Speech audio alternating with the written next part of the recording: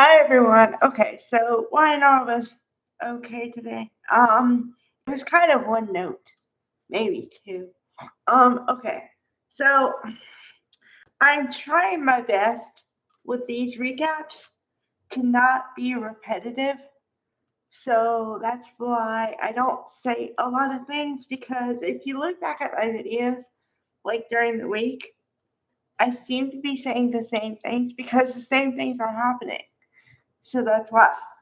Okay, so what I'm going to do here is I'm going to well, first of all, I have to tell you what happened.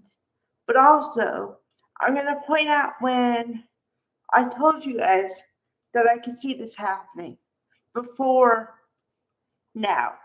Okay, all right. So, the two storylines that happened today were um, Billy and Sally from yesterday, apparently, had a disagreement about how to run the company again. And she stood up for herself and said, I'm not going to do it. I'm not going to do it. I'm not going to do that because, in my words, it's like, okay, she sees something imploding and she's trying to help him stay away from it, but he won't listen to reason for anything. Okay. So I don't know. I don't know how to feel about it because I told you guys that, and this was a couple weeks ago, I said I can either see the downfall of Billy again and or they're going to give him a win. And I hope they give him a win because it's about time. Okay. Well, they chose the to watch him implode decision. And yeah. Okay.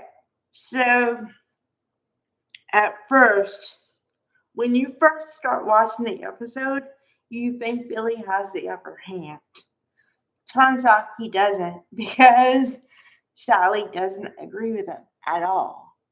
And he says, oh, but come on, we can have it all. And she's like, no. She says, I don't want it all. And I don't want it this way. And I'm like, yes. Because so many times the good person doesn't say anything and just lets it slide. And then they get themselves in trouble and then they don't know how to come out of it. So I was glad that she spoke up for herself. However, okay, so you have to understand all the pieces here. Billy and Sally are in a romantic relationship. So if Sally disagrees with the way that he runs the business, she could, and it looks like she is, gonna take away everything, meaning the business partner and the partner. So Billy is gonna be left with nothing. And then here's my prediction for future trajectory. Okay, you can timestamp it. This is September 16th, and I'm saying this. Billy is gonna lose everything and then start drinking again and then get in some trouble of some sort because he's not thinking rationally and he's drunk. Okay? Then he's going to get himself in some trouble, real trouble. And then Jack is going to have a dilemma of whether or not to stand by his word of, I'm never helping you again, I'm backing away from the situation, or the elderly brother thing is going to come in and he's going to save his brother again. I said this yesterday. YNR writers, please write better. Please. Okay? Because I've seen it. Been there, done that a bunch of times. Every time they recast Billy, they put Billy in the same situation he was in last time. So you either want me to believe that this grown man with children never learns his lesson, or just he never grows up. Which one do you want me to believe? Neither one is a good option because he's like in his 40s, has to be in his 40s, okay? And you want to tell me there's no growth in your 40s? It's unbelievable, completely unbelievable. Okay, okay, put a pin in that one for now. Story number 2, Claire and Kyle. And here's the thing. I've had a mental shift with this couple, and I'll explain why. Because I loved this couple in the beginning because it was young love. It was kind of Romeo and Juliet-esque. And I was like, all right, Young and the Restless, young couple. Let's see what happens here. I didn't want to believe that it could implode because, yeah, no. Okay. And then you put some trouble in there, and I'm like, okay, they can get past it. And then you put some more trouble in there, and I go, okay, maybe they can get past it. You have put so many stumbling blocks in front of them. It is asinine at this point. Okay, first, the grandfather doesn't want the granddaughter with the kid. Then you put him in some trouble with something else. Then you put Audra back in the mix. Then you put lies in the mix. And now it just, okay, I'm going to try to be an objective viewer here. I'm going to try to forget all the knowledge I have of everything I know and just watch it. Okay? But here's a problem. Not a problem with that. The problem. Then you put Holden in there. Which could you please develop Holden? Because I got no base for him. I don't know who he is. I don't know why he's there. I don't know. Because, okay, now you're talking about another person. So I have to branch off. Okay? All right. So Holden came onto the scene because he was a friend of Damien's, right? And then Damien died. Don't know why. That thing was asinine too, but besides the point. So now that Damien's gone, why is Holden still there? What is his hold there? Like what? Like you say he has a tie to Audra, don't know all the backstory. And here's the thing. I need some backstory to understand why he's there. What did he do with Audra? What? Just tell me what it is. And then I'll decide, oh, that's bad. Or, oh, okay, I get it. You give me nothing. So, okay, take that part away. I want the part, but I don't have that part. So take it away. Then he clearly wants to be with Claire. Clearly. Okay? And by your writing, you clearly want him with her. The reason I say that is because every time, and I mean every time, Kyle opens his mouth to say anything to Claire, she takes it wrong. She takes it bad. She takes it wrong. She doesn't understand.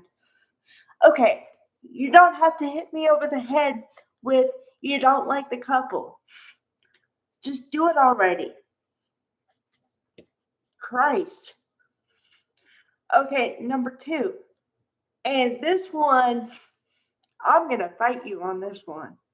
Okay, so Kyle, honey, dear, sweetheart, just no.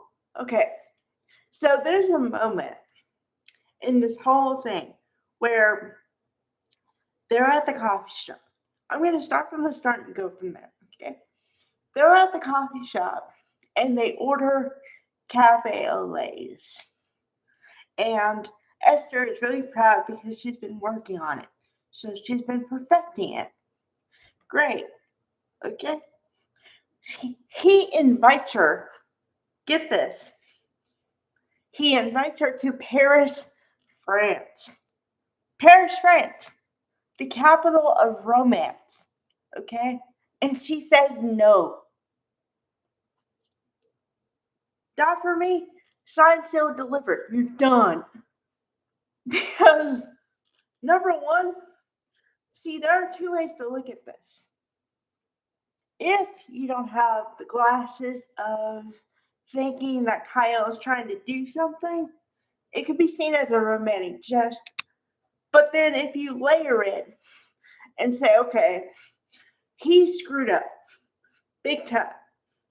But for the past couple weeks, he's been trying and trying to get on her good side, to say, could we please get past this? Could we please move on? Every time he says something, no, no, no, no, no. Everything is no. I don't know if the woman has another word in his vocabulary, but it's like, oh, okay. Yeah, I don't know. Okay, so this is my complete thought on this. He had a line where he's like, okay, tell me what you want. Just tell me what to do. And I literally said, I took a beat and said, honey, all she wants is space. Like, space. Don't try to be the hero. Don't try to be the I'm going to give you everything. Don't do that. Just give her space to process and have emotions and the rest of it, right? That's what I said. Because, okay, going back to the if you do it with layers. Okay, so Kyle screws up. First thing he tries to do is apologize. Second thing he tries to do is propose marriage. Then the third thing he tries to do is back off a little bit, but say I'm still here. Fourth thing he tries to do now is do a trip to Paris. Okay? 4 different attempts. All no. Honey, at a certain point, just take the answer as no, a no. Okay? Don't keep trying. Just okay. Then the other infuriating moment of this is so Holden. So they're having the discussion, Claire and Kyle, who happens to show up but Holden. And Esther tells Kyle, in a way, what happened with Claire and Holden that night that they got drunk together or whatever, right? And, okay, added piece. You have to keep in mind that it was Claire's idea to drink. Holden did not pressure her to do anything. Holden was there to be a good guy. So, the next moment is why it infuriates me. He has the nerve to go up to them and apologize for what he did. Okay. I'm shaking. I'm so pissed off. He had the nerve to apologize for doing nothing. The boy did nothing. He was there to help her and make sure she didn't do anything when she got drunk because it was the first time getting drunk. You're going to make people apologize for shit they didn't do? Seriously? Wow. Reinar, sweetheart, you have reached a new low. That's it. Just that's it.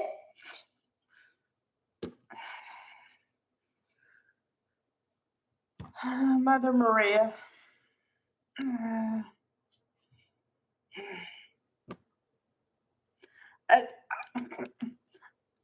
I can't.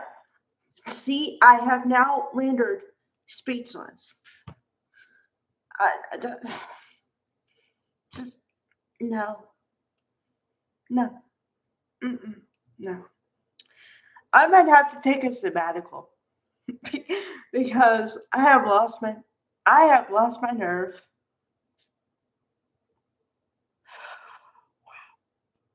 Mm. Okay. Bye everybody.